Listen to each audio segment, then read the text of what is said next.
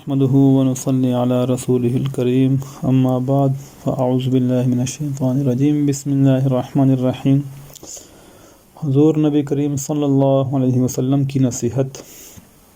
نبی کریم صلی اللہ علیہ وسلم کا ارشاد ہے کہ اپنی جانوں کو اور اولاد کو نیز مال اور خادموں کو بدعا نہ دیا کرو، مبادا اللہ کے کسی ایسے خاص وقت میں واقع ہو جائے جو قبولیت کا ہے۔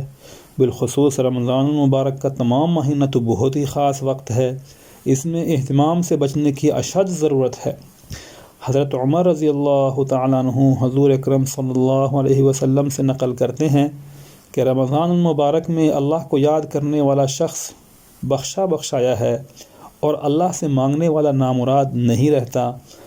حضرت عبداللہ بن مسعود رضی اللہ تعالیٰ عنہ کی ایک روایت سے ترغیب میں نقل کیا ہے کہ رمضان کی ہر رات میں ایک منادی پکارتا ہے کہ اے خیر کے تلاش کرنے والے متوجہ ہو اور آگے بڑھ، اور اے برائی کے طلبگار بس کر اور آنکھیں کھول۔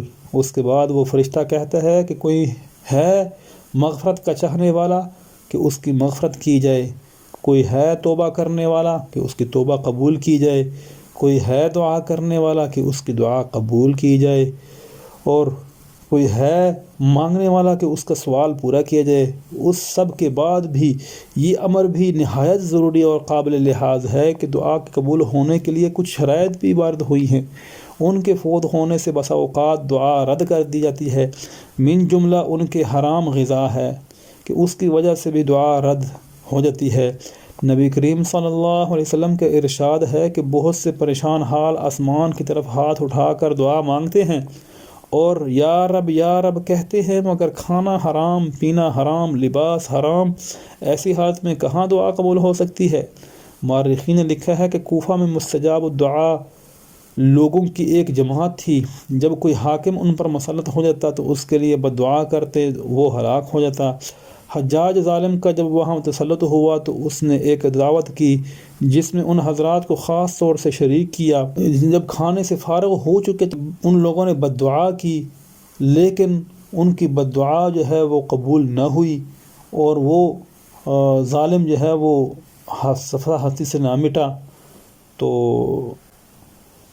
جب نہ مٹا تو اس طرح ہوا کہ بس وہ دعا کرتے رہے، لیکن وہ چلے گئے، وہ سمجھ گئے کہ اس طرح جو ہے اس نے ظالم نے ہمیں حرام کھلایا ہے، تو جس کی وجہ سے ہماری دعا قبول نہیں ہوئی، ورنہ وہ دعا خواہ قبول ہو جاتی۔